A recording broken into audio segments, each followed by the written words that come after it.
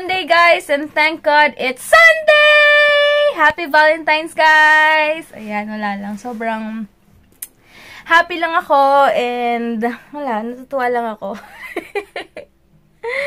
Kakatapos ko lang maglaba. Naglaba pala ako, buti hindi nasira ang aking nails. Ayan. Thank you so much, Macy! Hindi lang siya ganun ka okay, kasi nga ngayon, dahil may maliit, may mahaba, may maikli, kaya nakakainis. Pero okay lang, next time na lang daw. Uulitin namin to. Ayun. Tapos, anong pa gagawin ko today? Hindi ko alam kung anong gagawin ko ngayon, pero nakapaglaban na ako, guys. Inuna ko muna maglaba kasi sabi ko nga sa inyo kapag na good morning na ako dito, tamarin na ako. Sabi ko mamaya-maya na ako babangon. Alam niyo yung ganong feeling. Kaya sabi ko pagbangon ko, naglaba agad ako. Ayan, and sobrang, may nagtanong kung magva-vlog ako sa Macau. Yes, magva-vlog kami. And yun nga, mag-update ako kung ano-ano man doon. Macau and Hong Kong pala kami, guys. So, malapit na. And then, sobrang excited na ako. And thank you so much, Sophie Closet at basta Sophie something yung nagagawa ng ng personalized passport and keychains. Papadalan kami nila mama, nila bestie, nila ate John, nila Macy. Basta, sobrang thank you so much, ate. Sobrang excited na ako. Grabe. As in, grabe talaga. Nakakatuwa lang. Sobrang thank you. Excited na ako makita yung keychain na papadala niya sa amin. And pare-pareho kami, nakakatuwa lang. Sobrang excited. Basta thank you so much and more blessings sa business mo. And thank you in advance, Sis Abby, kasi, ay, nga pala si Sis Abby, nagbibenta siya ng mga ternos, tapos, meron na siyang mga maxi dress, and then, meron na rin siyang, tawag dito, plus size. So, wait niyo yung OOTD namin yung bestie, kasi, padadala niya kami ng maxi dress, and, basta tignan niyo yung mga designs ipopost namin, baka sabay kami ni Bestie mag-OOTD para makita nyo rin. And kung interesado kayo, order lang kayo kay Chloenista. Chloenista yung name niya. Nasa, description box naman kung gusto nyo lang umorder.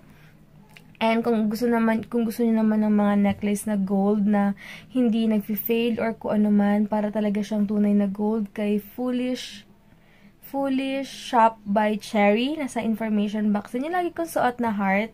Yun yung business niya. Sobrang gaganda ng and excited na ako sa mga bagong designs na ipapadala ni ate. Hi ate! See you soon! Pasensya na, hindi ako madalas ngayon sa BGC kasi nga sobrang traffic rin sa Skyway ngayon. Pero soon baka pag bumalik kami kay Yasmin, kasi magkikita ulit kami ni Yasmin if ever, kasi o-order ako ng mga perfumes. Pasensyahan niyo muna kung hindi naka-reply si Yasmin kasi umuwi yung asawa niya 1 week, so busy-busyhan muna siya. Syempre, quality time niya muna sa asawa niya, kaya wait nyo lang yung reply niya. And yun lang, mamaya na ulit, guys. Muna ako. Ang ulam ko ngayon pala is itlog na maalat, kamatis, and sibuyas. Sobrang sarap. Namiss ko yun, kaya kakain ako ngayon. Cheat day. So, later na lang. Ayun, habang nagtutupi ako dito, tumawag si Heinz, bigla na lang kasi magla-lunch, order na siya ng food, tapos hintay niya lang yung food niya, nasabi niya, pagkatawag sabi niya, alam mo, na-appreciate kita, lalo. Sabi ko, bakit? Sabi niya, kasi daw kahapon, kahit sobrang buong maghapon daw ako, may 10 kilamisel, sumakit pa ulo ko kasi, ewan ko, napagod ata ako, o maaga ako nagising, sabi niya. Inilagaan ko pa daw siya kahapon, like, pinag-serve ko siya ng food, pinagluto ko siya ng okoy, tapos, sabi niya, minasage ko pa daw siya, basta inalagaan ko daw siya kahit na sobrang pagod daw kahapon, at busy ako, talagang may time ako. Sabi ko, wala sa akin yan, kasi, yun din naman syempre yung gusto ko na bumawi sa asawa ko, dahil gusto ko rin binabalance yung time ko, hindi lang na porket napagod ako sa mga best friends ko. Pagdating sa kanya, wala na akong time, pagod na. Ayoko naman ng ganon, diba? As much as possible, gusto ko quality time sa lahat. And, syempre, mas lalo ring gusto ko masaya yung asawa ko. Kaya sobrang nakakatuwa naman. At yun, tapos thank you siya ng thank you kanina. Sabi ko, wala yun, normal lang yun. Kasi, wala lang. Sa akin hindi ko na-expect na na-appreciate na yun. Siguro malaking bagay sa kanya yun. Pero sa akin kasi, wala lang yun. Kasi gusto ko yun eh. Love kong gawin yun. Siguro ganun talaga, no? Kapag hindi ka nag-expect in return and willing kang gawin talaga lahat para sa isang tao. Parang wala lang sa'yo, pero para sa kanila, sobrang, ano mo yun, sobrang na-appreciate and sobrang napaka-meaningful sa kanila, no? Nakakatuwa lang. Wala lang. Na-share ko lang sa inyo kasi, again, hindi ko naman sinasabing perfect ako, pero isa rin yan sa nagpamagandang sa relasyon na talagang kailangan may quality time sa lahat kahit napagod sa work or kung saan man. Basta importante kasi yung quality time nyo sa isa't isa. Hanggat kaya, bigyan ng time yung asawa kasi syempre ang bilis-bilis din ng panahon, hindi nyo alam, tumatanda na kayo. Alam niyo yun, kaya sulitin ang bawat oras talaga sa isa't isa. And kung may friends kayo, i-balance lang yung time. Quality time lang ang peg dyan, guys. Wala lang. So, yun, ang tawag ito, kumain na ako, hindi ko na gusto yung itlog na maalat, kanina na kinain ko. Kaya gagawin ko ngayon. Tignan yung mga lipitin ko. Ayan, mga best friends ko nandito. Ayan, mga best friends. Kaya, gagawin ko muna to. Tapos, maliligo ako. And baka magkita kami ni Mama and Dax later. May dinner daw kami. Early dinner. Ewan ko kung sana umabot si Heinz kasi mamaya pa yung uwi niya bago pa ako magsimba. So, sana humabol siya. Sige na guys, later na lang and maliligo na muna ako. Mag-film sana ako kaya yung tripod ko. Nalimutan ko kay Michelle, kila Bestie. Eh, hindi naman nakadaan si Missy kahapon kaya hindi ko nakuha.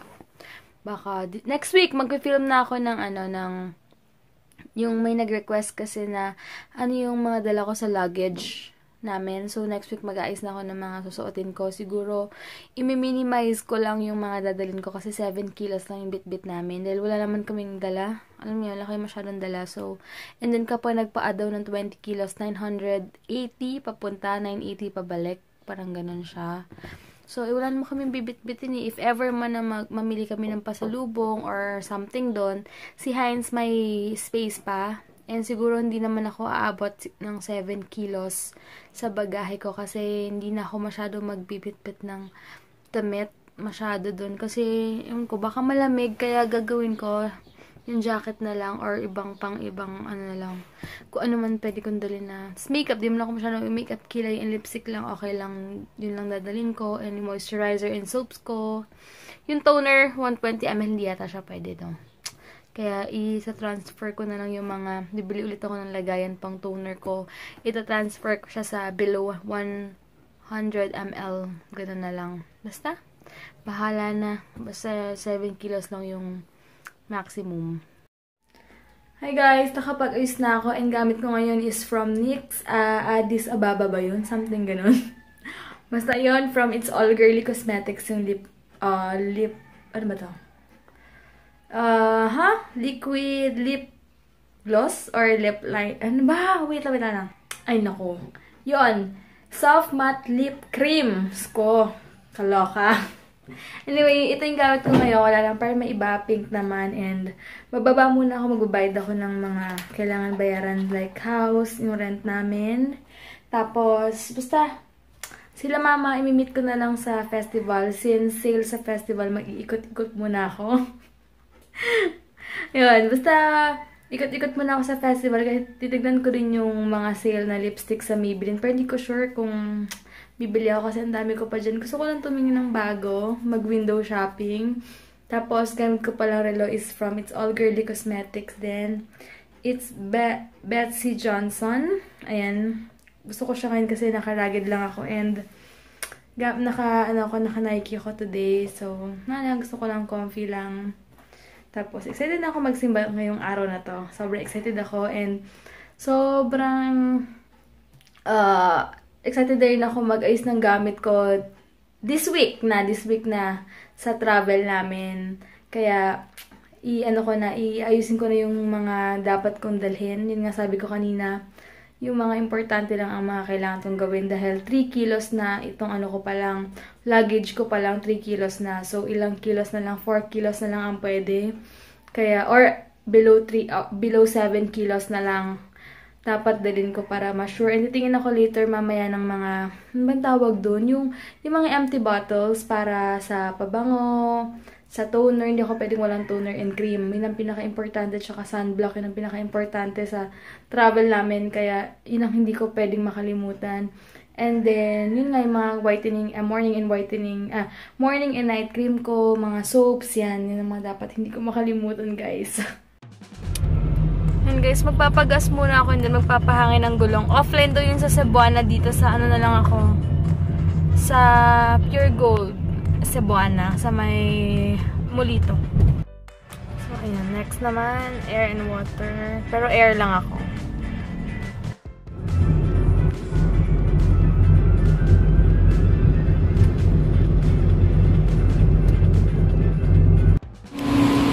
Muna ako sa Molito. Sana bukas yung yung Cebuana Lawelier. Yan guys, papunta na ako ngayon sa Festival Mall. Okay na itong maaga kasi for sure ang hirap ng parking. Tingnan nyo pa naman sa ATC pa lang punong-puno na dito. Labas pa lang yan Ito lang ako ngayon sa festival.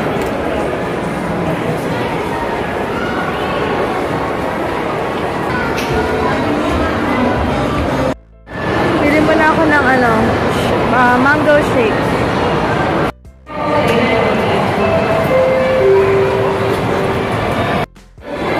Nagpa-park na lang sila mama. Dito kami kakain daw sa sizzling steak. Favorite kasi ni mama dito yung burger steak nila.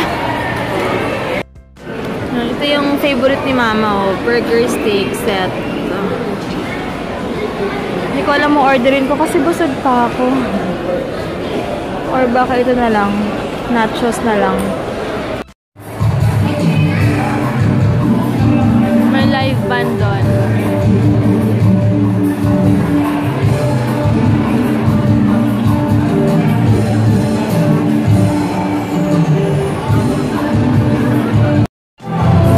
Yan na sila, mama. Bakit? Hi! Happy Valentine's sa inyong lahat! Tayo kasi may live band mga kapatid. Maya pa, pauwi pa lang. Hala, ang galing naman ito. Ito yung sinasabi niyang soap yata to. Dami naman. Mamaya pa naman yun, ma. Wow, may Usana bottle kami. Wala na silang ganyan, Daddy Dogs. Toxify soap. Ha? Ito yung order ko. Burger steak. Ayoko. Ayun, super cute super ganda. Happy Valentine. Ano siya, Ben? Wow, thank you. May pang girl. Fashion jewelry. Pang babae lang. Suotin mo yan. Cute! Ay, ganda! Wala ba pala suotin ka dyan? Grabe, ang cute! Freebie, cute naman. Buksan nga, Daddy Dogs. Pareho tayo. Pareho. Pareho yan, ma. Yay! Ang cute. Hindi ba sa kanya? Tingin, pareho. Ay, babe, ang cute. Super! Yay! Ay, sa'yo ang buhok. Ayan, meron ako instant necklace. Ang cute. Super bongga naman ng sizzling pepper. From Festival Mall pala. Sobrang bongga pa ng Festival Mall kapag Valentine's. Ayan. Oh, cute! Sama, babe, ako ko lang. Hindi nagpapakute kaya. Tingnan mo ako.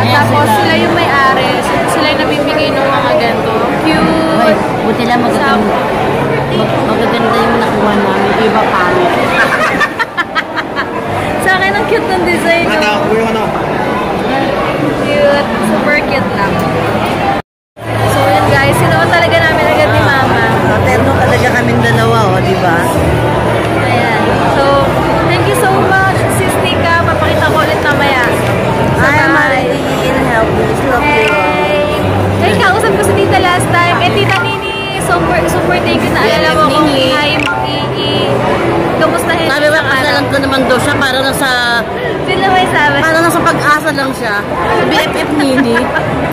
Uuwi sila next year. So, sana yeah. kasama sila Judy, yung mga anak niya. So, see you next year. Happy Valentine's sa inyong lahat. Kaya na tayo mag-banding-banding pag ni Dave sa bahay. Sa Wednesday. Miss ko lang, umuwi. Hi, Jonah. May ate, si Ate Jonah. Sana ma-meet mo siya. Kasi may work Ayoko siya nga. Nakita mo Ayoko yung, mamit yan. nakita mo yung kalandian niya sa vlog, ma? Oo Tama mo, naman. nanonood ka ba? Oo. Super landi. Ang kate-kate. Nati kaya ako niyan kanina. Mami Honey daw, happy birthday. Talaga? Nakila Alden siya ngayon eh. Kasi birthday ni, ni PA ni Alden. So magluluto siya ng sisig tsaka spicy tofu. So, Kiss yun mo na lang. lang ako kay Papa Alden. Ito nga. Lips to lips. Baliw. Sige ka.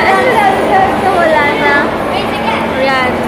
May sarili mo ito dati. May sarili mundo na naman. Oo, may sarili mo ito na naman siya. So, bibili. Sabi ko pa naman, mag-date kaming dalawa.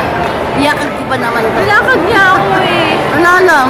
Namiss Kasi ako. baka maligaw ako dito. Nagkakapasado rin. Tapos may tourist So, guide kami. ginamit mo lang ako. Ginamit ko lang talaga siya. Hello, kaka. Diba? So, 6 o'clock na guys. Michelle, I love you, Michelle. Ay, sana sumama kasama si Bestie sa Wednesday. Eh, ito si asawa ko. Hi ka muna. Yes, hi, and thank you so much kay Sis Nika for this weight protein Yes. shake. Grabe. Ang ganda nito kasi nilagay na ng weight. Hindi na tayo mahirapan. Ito sasabi ko. Parang Para sa kumain jeans, ka. Meron ka something sa... Kumain lang ang hopya. Okay. Ayan. Ayan. Yay, thank you. Palagi nga, please. Ayan, bibilin ako ni Daddy Dags nito. Planning your pregnancy and birth. Ay, excited. Ayan. Okay na yan. Ayan. Pinush talaga ng aking tatay ang pagbili nito. Planning your pregnancy and birth. 3rd edition na pala siya. Sa book and mugs, 190 lang. Pero pwede na, diba? Babasahin ko ito. Mag-start ako before you become pregnant. How reproduction occurs. Ayan. Ang ganda oh. Postpartum. Ito yata yung ano yung parang ano ba i-explain yun? Tsaka na pag binabasa ko na lang. Father and mother-in-law and mother and hold fast to his wife, and the two shall become one flesh. This is what mystery and a secret, and this mystery is profound. And I'm saying that it refers to Christ and the church. The secret of a lasting relationship is how we go about relating with the Lord Jesus Christ. If we want all our relationships to succeed, we need to once again constantly remind ourselves that the way to go about this is how we go about our relationship with Christ. If your relationship with Christ stinks, it will affect all of your relationships. This is why this message is important, and it is not only intended to those that are married or in a relationship. If you desire to be in a relationship someday, there is no other way to do this than to do it with Christ first and foremost. If you don't understand the secret and the reason why you're getting married, it will cause more harm than good. Pag hindi po natin naiintindihan yung meaning ng marriage, say the word meaning. Meaning. If we don't understand the meaning of marriage or ang kahulugan ng pag-aasawa, okay? Pag hindi natin naiintindihan ang kahulugan, ang labas po nun, kaguluhan. Do you understand? Pag hindi natin naiintindihan ang kahulugan, kaguluhan po yun. Because it is important that we do understand the secret and the meaning of marriage, because if you do understand the very heart and the meaning of marriage, okay, you will do the way God wants it done. They say, right? You will do things according to what pleases God. But a lot of people doesn't understand the meaning of marriage. Thus, your reasons are what? Are not of God. And some of you here, you think it's valid. The reason why you're getting married because your biological clock is ticking. Because you got pregnant. Because your friends are getting married. Because your parents are telling you, find a husband, find a wife. We need grandchildren. The reason why you're getting married because I'm done working. I need my husband to work for me. We have a lot of reasons, but I hope that you do understand that there is a reason why you're getting married, and if you do understand the meaning why you're getting married, okay, that this is not just about to serve what you think you want, but to serve the other party. And some of you here, you think that I need somebody to love me, to hug me, to comfort me. If you need a hug from someone, this is what you need to do. Okay, tonight, before you retire. If you just want a hug, just hug yourself and love yourself. Do you understand? And the reason why I would want you to go beyond just what you need and what you want, okay? Because I don't know if you can really remember, okay, that this message speaks of the real score. Thus, we have entitled this Heart Truth, okay? Because the real score of this is the condition of our hearts when it comes to how we go about relating with the opposite sex. So I don't know if you can still remember the day the party. Relationships are given so that we can give. And when you give, you will receive. But your goal is not to receive, but to give. And you realize that at the end of the day, that is why you will have a great relationship and marriage. Because at the end of the day, you're not thinking of just your own, your own welfare and what you can get from the relationship. Correct, no? Because the Word of God says that the Lord has what? Has joined two parties. And He's simply saying that you're one in being. Okay? And in heart. So if you have a clear understanding that I'm no longer on my own, I'm with someone and we're one, when we are one, and when I love you, I am simply loving me. Because we're one. Nobody in his right mind would want to hurt himself. May nakita na ba kayong tao gusto saktan ng sarili? Other than somebody who's probably crazy? Nasubukan niyo na bang sakalin ng sarili? Nobody. Because you know, as you hurt yourself, you will be at the losing end. The same thing with all relationships. You're not there to what? To just receive from an individual. And the reason why you enter that relationship, because I wanna take from you. You know what the other party will do? Okay? Because right person will find the right person, or wrong person will find the wrong person. He will also enter in the relationship wanting to get from you. You will suck the life out of him, and he will suck the life out of you. Do you understand? And this is why relationships are falling apart. Because you're there for the taking. This is why I love the passage that we will read this evening. In Matthew 19, verse 3 to 9, are you ready? You build a relationship. Because based on the relationship that you have with the Lord Jesus Christ, He came into this planet and did not benefit from you. In fact, everything that Christ did was for your own advantage. This is why the secret, okay, of this relationship has a lot to do with our relationship with Christ. So if you want to have a great marriage, you want to have a healthy relationships, the point that I would want to harp on is that you go back to your relationship with Christ. And if you do understand that Christ came, not for His sake, but for your sake, you will realize, Lord, I'm selfish. That Christ came in the midst of my, of how weak and ugly I am. Because of sin. Look at a person in your life. The reason why it's ugly, because the goal is to make you beautiful in the eyes of God. Amen. I think God deserves all the glory right now. Come on out. And He did not surrender, and He did not quit. Because He loves you so much that He wants you to know that He loves you. And He will try His best over and over again, to the point that He will die on the cross just to tell you, I'm crazy about you. But how come some people? Because they don't understand God's love for the church, that they think that by giving up on a relationship and finding another person will do the trick. I know a lot of us here, we have what? We have reasons. And this is not probably something that I would want to tell everybody that, okay, I'm the guru of relationships and marriage. I'm not. I'm also learning for the past 10 years. You talk to my wife, she has her own stories of agonies, okay? And I'm stubborn, but I'm glad that my wife loves God more than I. Come on now. That's the secret of a lasting relationship, that the other party and both parties are in love with God more than each other. Do you understand? This is why some people would go out there and look for another person to love them. They would leave their present relationship and move to another relationship. And in U.S., there is a statistics right here. The divorce rate in U.S. for the first marriage is 41%. Answered, have you not read that He who created them from the beginning made them male and female? Male and female. Amen. Not male and male.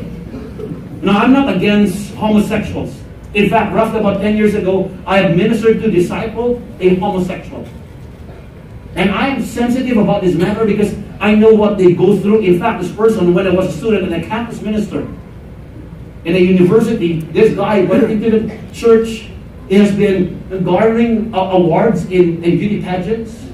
I'm telling you right now, this boy is pretty. Do you understand? I'm not here to make fun of these people. You know what? The Lord told me to give him a hug. I felt in my heart that I need to really give him a hug. I gave him a tight hug. You know what he told me for the first time somebody hugged me? Even my own father, okay, would never hug me and accept me and love me.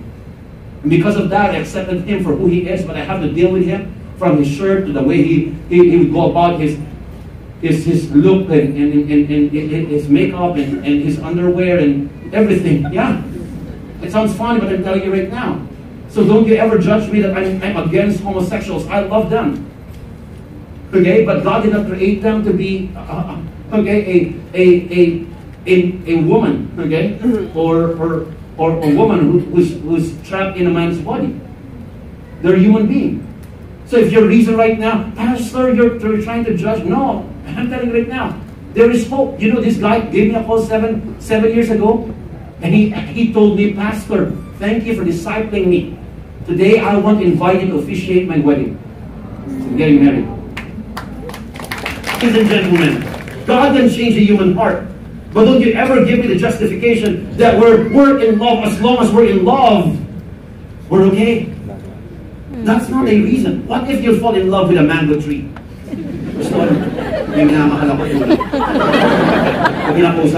The answer is yes. Your silence means yes. Mahal mo ko, say yes. Pinibig mo ko, yes.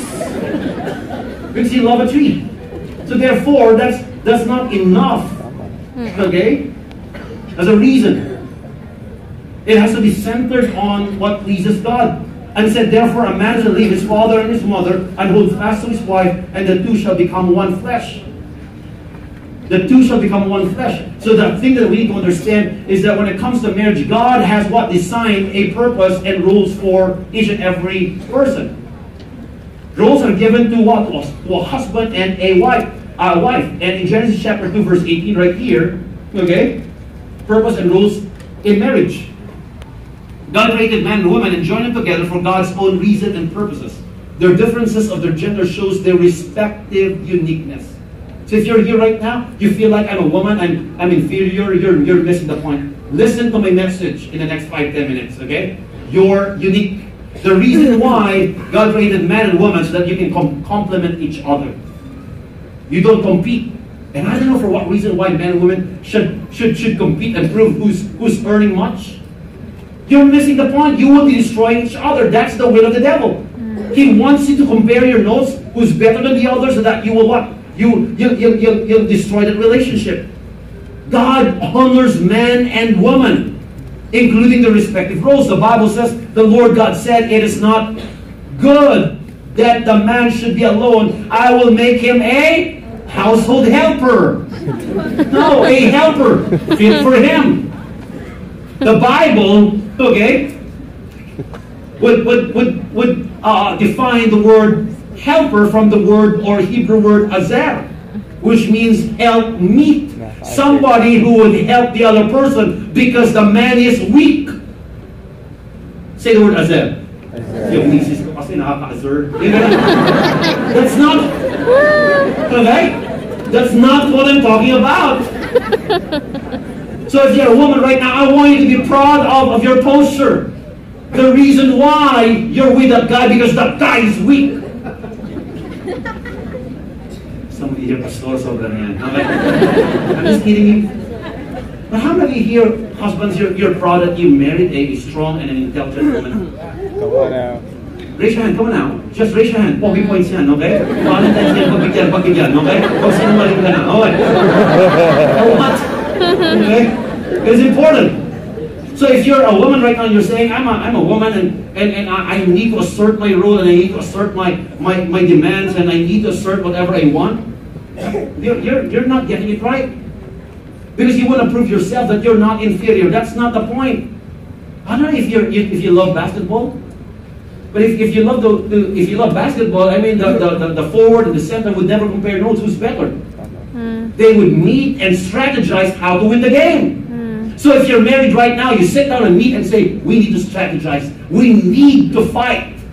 Whatever might set us apart. It's a team. That's what I'm telling my wife. It's you and me against your the world. I didn't say anything, honey. I did not say anything.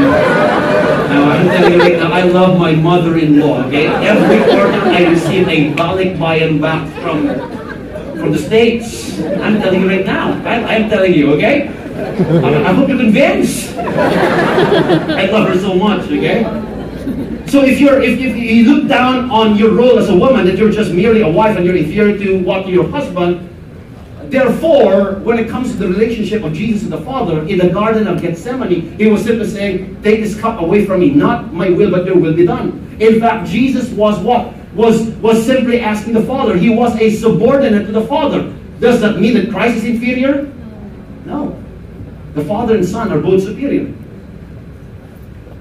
So in fact, by submitting to your leader, you're not saying that I'm inferior than my leader. I am fulfilling simply my role.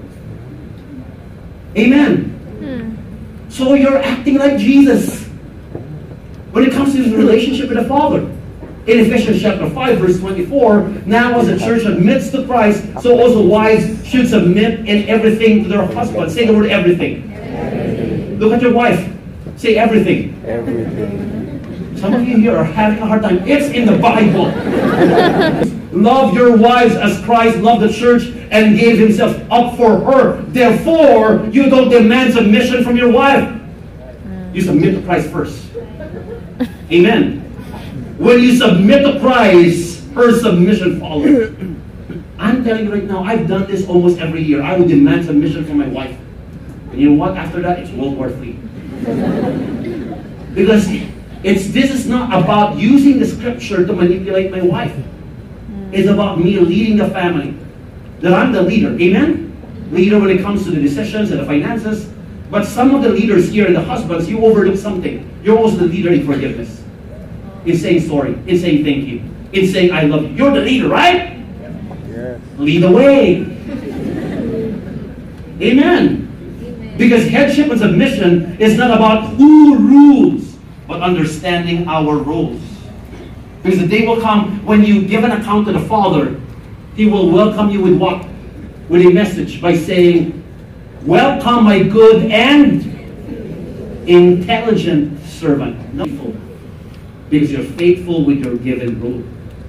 My question with you right now, are you faithful with your given role? As a wife, as a husband. Your job as a husband is to submit to Christ, so that when your wife sees your submission to Christ, she can submit to Christ. But Pastor, you don't know my condition. My husband has been physically abusive of my situation. In fact, I've counseled somebody na pinaplansya ng mister niya. Yung plansya. The reason why you can't work with your partner, because you can't work with God. Remember this, our goal is not to be attracted to one another. Our goal is not to be attractive for our partner. Of course, you as a wife, you have to do certain things to make yourself attractive as well. Do you know wives, right? I'm not saying that this is a must, but come on now. After 10 years, do something with it, okay? I'm telling you, as a pastor, they love you. Because at the end of the day, more than the involvement of Christ in your relationship, I just don't want you to just go through the motions of being married. Pray that the Lord will rebuild the relationship. That you'll be excited for each other. Amen. Say amen. Amen. This is why at the end of the day, you're not just for each other, but you're for God. And as you relate with each other, and as you go about relating with God, the more you get closer to God. Right? And the more you get closer to God, the more you get closer to each other. Because the center of everything that we do, God should be present. No relationship can and will succeed without the involvement of the Lord Jesus Christ. And just like what Pastor Chico has mentioned, partnership in marriage is motivated by love. and we put in forgiveness. If you're here right now, you're simply saying, I'm done with that, I'm willing to overlook, I don't want to talk about it.